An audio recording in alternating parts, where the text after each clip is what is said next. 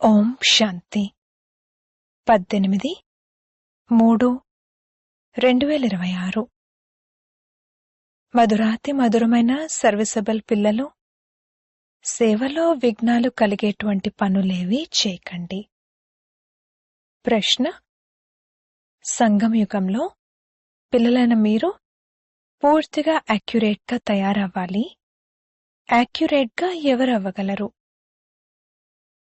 జవాబు: 1. ఎవరైతే సత్యమైన తండ్రితో సదా సత్యంగా ఉంటారో వారు. లోపలొకటి బయటొకటి ఇలా ఉండకూడదు. 2. ఎవరైతే శివబాబా గురించి తప్ప ఇతర విషయాల్లోకి వెళ్లరో వారు. 3. ఎవరైతే ప్రతి అడుగు శ్రీమతంపై నడుచుకుంటారో, ఎటువంటి పొరపాట్లు చెయ్యరో వారే యాక్యురేట్గా అవుతారు. పాట: బాల్యపు రోజులను మర్చిపోకూడదు. ఓం శాంతి. మధురాతి మధురమైన ఆత్మిక పిల్లలు, పాటలోని 2 పదాలు విన్నారు. అనంతమైన తండ్రి ఇప్పుడు అనంతమైన సుఖపు వారసత్వాన్ని ఇస్తున్నారని మీకు నిశ్చయం ఉంది. ఇటువంటి తండ్రికి మనం పిల్లలుగా అయ్యాం కావున తండ్రి శ్రీమతంపై కూడా నడుచుకోవాలి. లేకపోతే ఏం జరుగుతుంది? ఇప్పుడిప్పుడే నవ్వుతారు, మేం మహారాజా మహారాణులుగా అవుతామని అంటారు. కాని ఒకవేళ చేయి వదిలేస్తే వెళ్ళి సాధారణ ప్రజలుగా అవుతారు. స్వర్గంలోకైతే తప్పకుండా వస్తారు. అలాగని అందరూ స్వర్గంలోకి వచ్చేవారని కాదు. ఎవరైతే సత్యత్రేతాయుగాలలోకి వచ్చేవారుంటారో వారే వస్తారు. సత్యుగం మరియు త్రేతాయుగం, ఈ రెండింటినీ కలిపి స్వర్గం అంటారు. అయినా కొత్త ప్రపంచంలోకి ఎవరైతే మొట్టమొదట వస్తారో వారు చాలా సుఖాన్ని పొందుతారు. తర్వాత వచ్చేవారెవరూ ఇక్కడికొచ్చి జ్ఞానం తీసుకోరు. జ్ఞానాన్ని తీసుకునేవారు సత్యత్రేతాయుగాల్లోకి వస్తారు. మిగిలిన వారు రావణ రాజ్యంలోకి వస్తారు. వారు కొంత సుఖాన్ని పొందగలరు. సత్యత్రేతాయుగాలలోనైతే చాలా సుఖం ఉంటుంది కదా. అందుకే పురుషార్థం చేసి తండ్రి నుండి అనంతమైన సుఖం యొక్క వారసత్వాన్ని పొందాలి. ఈ గొప్ప శుభవార్త రాయండి. మీరు ముద్రించే కార్డులపై కూడా ఈ విధంగా రాయాలి: ఉన్నతోన్నతమైన అనంతమైన తండ్రి తెలిపే శుభవార్త. కొత్త ప్రపంచం ఎలా స్థాపన అవుతుంది అనేది మీరు ప్రదర్శనల్లో చూపిస్తారు. కావున స్పష్టంగా మరియు పెద్ద అక్షరాలలో ఇలా రాయాలి: అనంతమైన తండ్రి, జ్ఞానసాగరుడు, పతిత పావనుడు, సద్గతిదాత, గీతా భగవానుడైన శివుడు బ్రహ్మకుమార బ్రహ్మకుమారిల ద్వారా మళ్లీ కలియుగి సంపూర్ణ వికారి భ్రష్టాచారి పతిత ప్రపంచాన్ని సత్యయుగి సంపూర్ణ నిర్వికారి పావన శ్రేష్టాచారి ప్రపంచంగా ఎలా తయారు చేస్తున్నారు? మీరొచ్చి ఈ శుభవార్తను వినండి మరియు అర్థం చేసుకోండి. గవర్నమెంట్ వారితో కూడా మీరు ఈ ప్రతిజ్ఞ చేస్తారు: మేము భారత్లో మళ్లీ సత్యుకి శ్రేష్టాచారి 100% పవిత్రత సుఖశాంతుల దైవీ స్వరాజ్యాన్ని ఎలా స్థాపన చేస్తున్నాము మరియు ఈ వికారీ ప్రపంచ వినాశనం ఎలా జరుగుతుంది అనేది వచ్చి తెలుసుకోండి. ఈ విధంగా స్పష్టంగా రాయాలి. మనుషులు మంచి రీతిలో అర్థం చేసుకోగలిగేలా కార్డులపై రాయండి. ఈ ప్రజాపిత బ్రహ్మ కుమార కుమారిలు కల్పకృతం వలె డ్రామా ప్లాన్ అనుసారంగా పరంపిత పరమాత్మ శివుని శ్రీమతంపై సహజ రాజయోగం మరియు పవిత్రతా బలం ద్వారా తమ తనువు మనసు ధనముల ద్వారా భారత్ను ఈ విధంగా శ్రేష్టాచారిగా పావనంగా ఎలా తయారు చేస్తున్నారు అనేది వచ్చి అర్థం చేసుకోండి. ఎవరైనా సరే అర్థం చేసుకోగలిగే విధంగా కార్డులపై ఇలా స్పష్టంగా ముద్రించాలి, ఈ బీకేలు శివబాబా మతంపై రామరాజ్యాన్ని స్థాపన చేస్తున్నారు అని. ఇది గాంధీజీ కోరిక. వార్తాపత్రికల్లో కూడా ఈ విధంగా పూర్తి ఆహ్వానాన్ని ముద్రించాలి. ప్రజాపిత బ్రహ్మ కుమార బ్రహ్మ కుమారిలు తమ తనువు మనసు ధనముల ద్వారా ఇది చేస్తున్నారని వారికి తప్పకుండా అర్థం చేయించాలి. అప్పుడు వీరు భిక్ష లేక డొనేషన్లు మొదలైనవి అడుగుతారని మనుషులు అనుకోకుండా ఉంటారు. ప్రపంచంలోనైతే అన్ని డొనేషన్లపైనే నడుస్తాయి.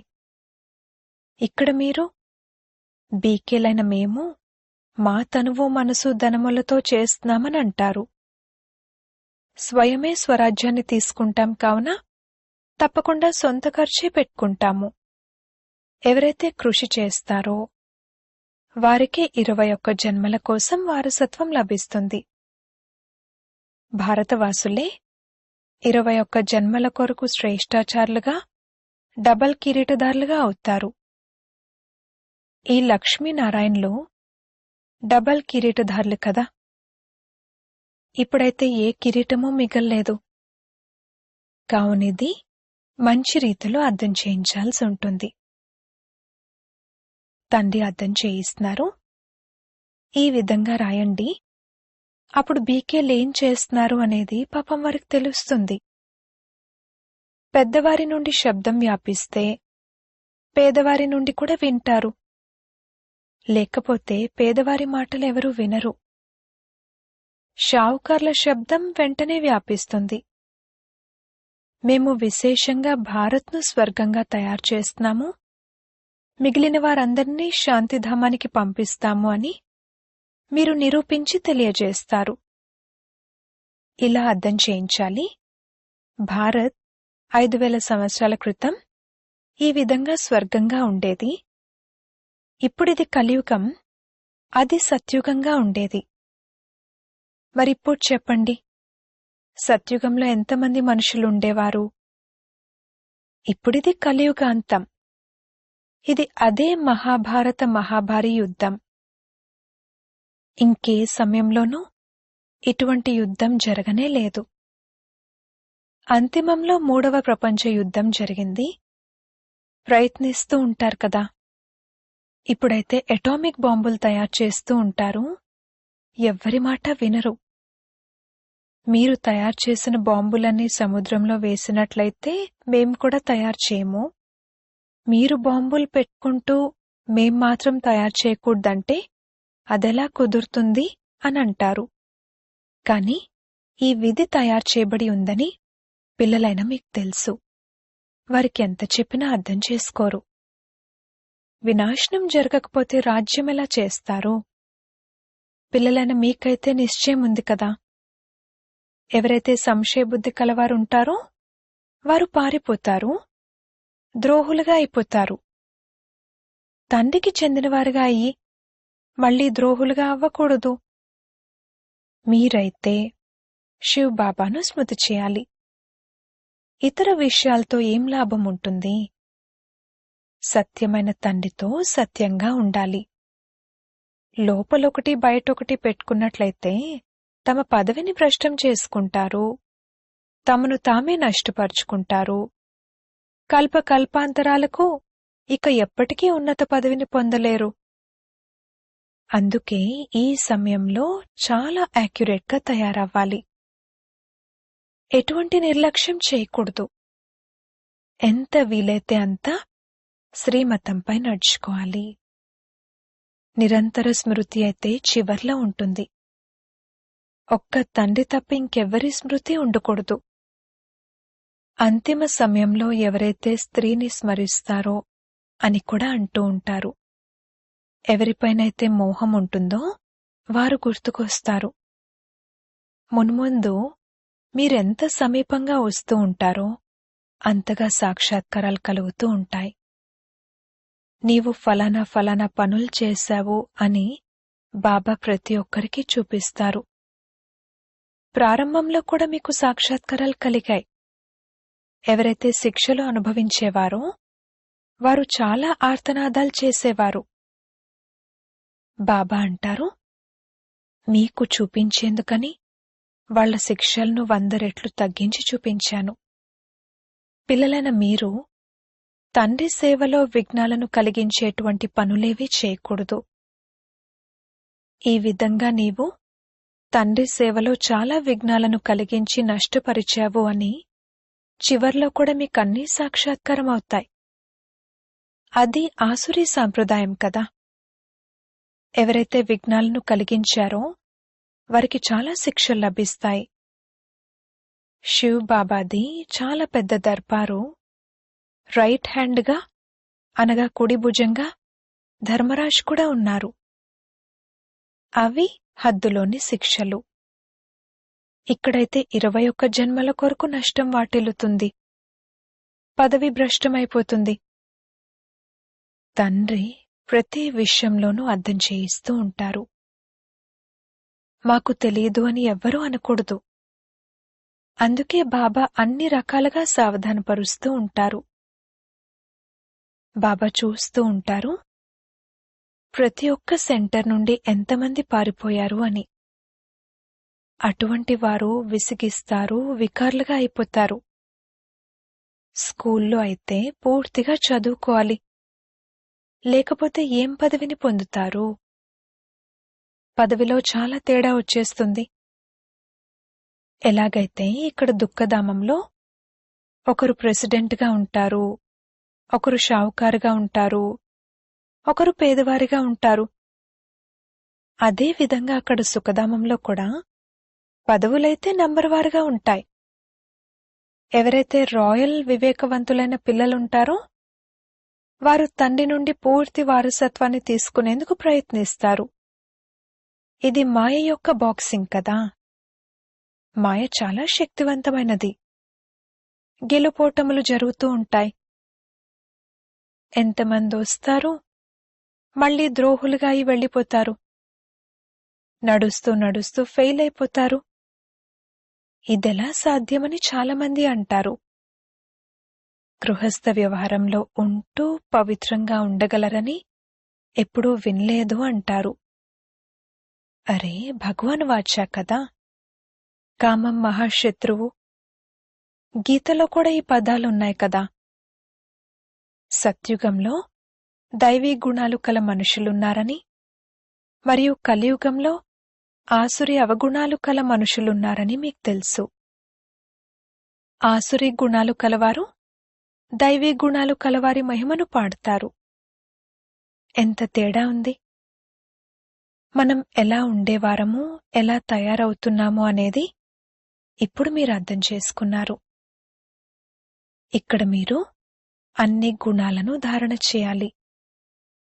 ఆహార పానీయాలు మొదలైనవి కూడా సతోగుణం కలవి తీసుకోవాలి.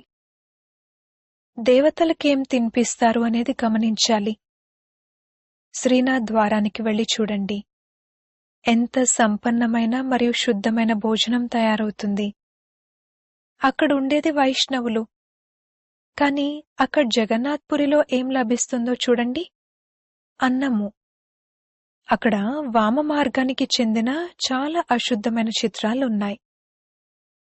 రాజ్యం ఉన్నప్పుడు 36 రకాల భోజనం లభించేది.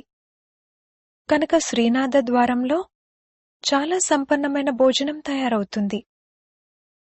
పూరీ జగన్నాథుడు మరియు శ్రీనాథుడు వేరువేరు. పూరీ మందిరంలో దేవతల వస్త్రధారణలో చాలా అశుద్ధమైన చిత్రాలున్నాయి. కనుక భోగ్లో కూడా విశేషంగా అన్నం పెడతారు, అందులో నెయ్యి కూడా వేయరు. ఈ తేడాను చూపిస్తారు. భారత్ ఎలా ఉండేది, ఇప్పుడెలా తయారైంది. ఇప్పుడు దాని పరిస్థితి ఎలా ఉందో చూడండి. అన్నం కూడా పూర్తిగా లభించదు. వారి ప్లాన్కు మరియు శివబాబా ప్లాన్కు రాత్రికి పగలుకు ఉన్నంత తేడా ఉంది. ఆ ప్లాన్లన్నీ మట్టిలో కలిసిపోతాయి. ప్రకృతి వైపరీత్యాలు సంభవిస్తాయి. ధాన్యము మొదలైనవేవీ లభించవు. అక్కడక్కడ వర్షం చాలా ఎక్కువగా పడుతుంది, అక్కడక్కడ అసలు పడనే పడదు. ఎంత నష్టం కలిగిస్తుంది. ఈ సమయంలో తత్వాలు కూడా తమో ప్రధానంగా ఉన్నాయి. అందుకే వర్షాలు కూడా సమయం కాని సమయంలో పడుతూ ఉంటాయి. తుఫాన్లు కూడా తమో ప్రధానంగా ఉన్నాయి. సూర్యుని వేడి కూడా ఎంతగా ఉంటుంది అంటే ఇక అడక్కండి. ఈ ప్రకృతి వైపరీత్యాలు డ్రామాలో నిశ్చితమై ఉన్నాయి. వారిది వినాశన కాలంలో విపరీత బుద్ధి, మీది తండ్రితో ప్రీతి బుద్ధి. అజ్ఞాన కాలంలో కూడా సుపుత్రులైన పిల్లల పట్ల తల్లిదండ్రులకు ప్రేమ ఉంటుంది. అందుకే బాబా అంటారు కూడా, నంబర్వార్ పురుషార్థానుసారంగా ప్రియస్మృతులు అని.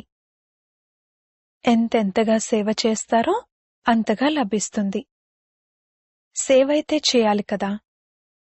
విశేషంగా భారత్కు మరియు మొత్తం ప్రపంచానికి సేవ చేయాలి. భారత్ను స్వర్గంగా తయారు చేయాలి. మిగిలిన వారందరినీ శాంతిధామానికి పంపించేయాలి. భారత్కు స్వర్గ వారసత్వం లభిస్తుంది. మిగిలిన వారందరికీ ముక్తి యొక్క వారసత్వం లభిస్తుంది. అందరూ వెళ్ళిపోతారు.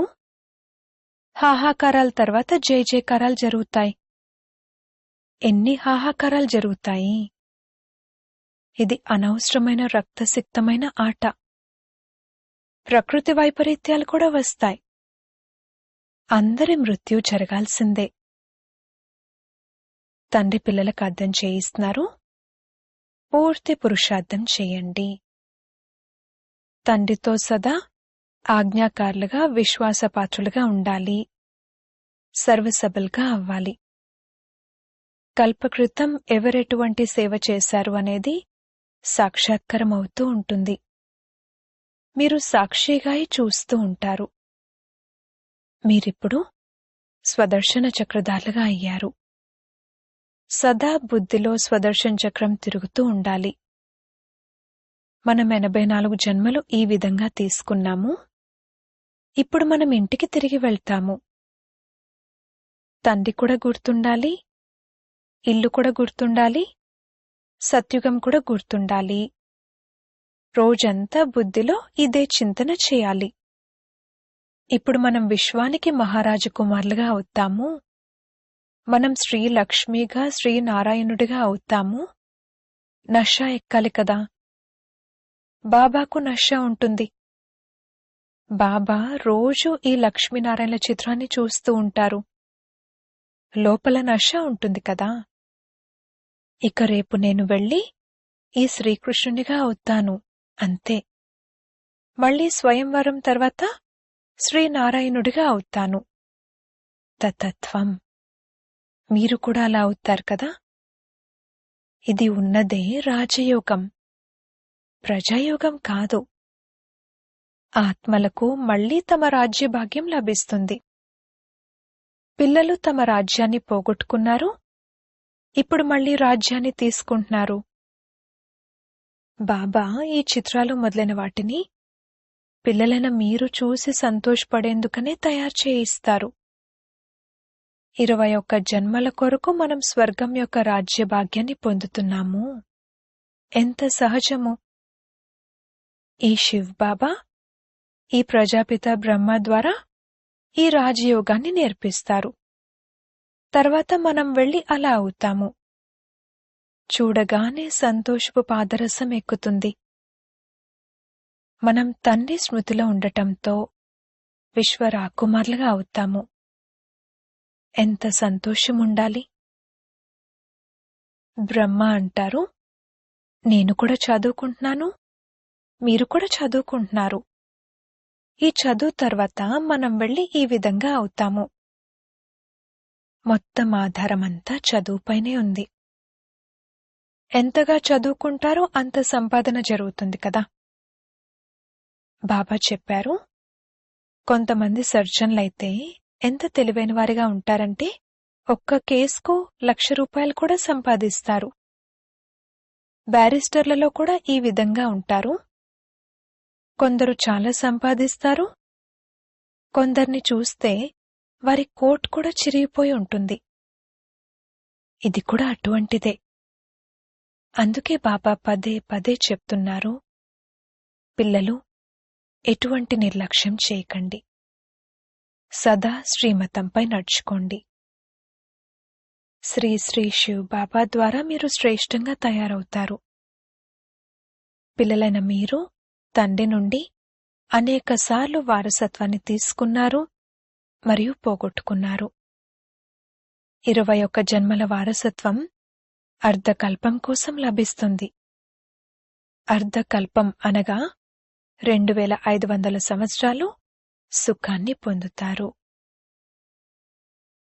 అచ్చా, మధురాతి మధురమైన సిక్కిలదే పిల్లలకు మాతాపితా బాప్దాదాల ప్రియ స్మృతులు మరియు గుడ్ మార్నింగ్. ఆత్మిక పిల్లలకు ఆత్మిక తండ్రి నమస్తే. ధారణ కొరకు ముఖ్య సారము. మొదటి పాయింట్, లోపల బయట సత్యంగా ఉండాలి. చదువులో ఎప్పుడూ నిర్లక్ష్యం చేయకూడదు. ఎప్పుడూ కూడా సంశయబుద్ధి కలవారిగా అయ్యి చదువును వదిలిపెట్టకూడదు. సేవలో విఘ్నరూపులుగా అవ్వకూడదు. రెండో పాయింట్, అందరికీ ఇదే శుభవార్త వినిపించండి.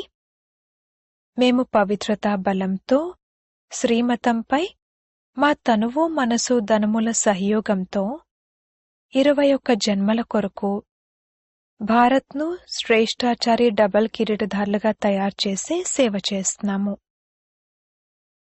వరదానము. సదా పుణ్యఖాతాను జమ చేసుకునే మరియు చేయించే మాస్టర్ శిక్షక భవ. మనం మాస్టర్ శిక్షకులము. మాస్టర్ అని అనటంతో తండ్రి స్వతహాగానే గుర్తుకొస్తారు. తయారు చేయించేవారి స్మృతి రావటం వలన నేను స్వయం నిమిత్తము అన్నది స్వతహాగా స్మృతిలోకొచ్చేస్తుంది. మేము పుణ్యాత్ములము అన్నది విశేషంగా స్మృతిలో ఉండాలి. పుణ్యఖాతాను జమ చేసుకోవటం మరియు జమ చేయించటం ఇదే విశేష సేవ. పుణ్యాత్మ ఎప్పుడూ 1% పాపం కూడా సంకల్ప మాత్రంగా కూడా చేయలేరు. మాస్టర్ శిక్షకులు అనగా తండ్రి సమానంగా సదా పుణ్యఖాతాను జమ చేసుకునేవారు మరియు చేయించేవారు. స్లోగన్. సంఘటన యొక్క మహత్వాన్ని తెలుసుకునేవారు సంఘటనలోనే స్వయం యొక్క రక్షణను అనుభవం చేస్తారు. అవ్యక్త ప్రేరణలు. నిశ్చయం అనే పునాదిని దృఢంగా చేసుకుని సదా నిర్భయులుగా మరియు నిశ్చింతగా ఉండండి. ఎవరెంత నిశ్చయబుద్ధి కలవారిగా ఉంటారో అంతగానే వారు అన్ని విషయాల్లోనూ విజయులుగా అవుతారు. నిశ్చయబుద్ధి కలవారికి ఎప్పుడూ ఓటమి ఉండదు. ఒకవేళ ఓటమి జరిగితే నిశ్చయంలో లోపముందని భావించాలి.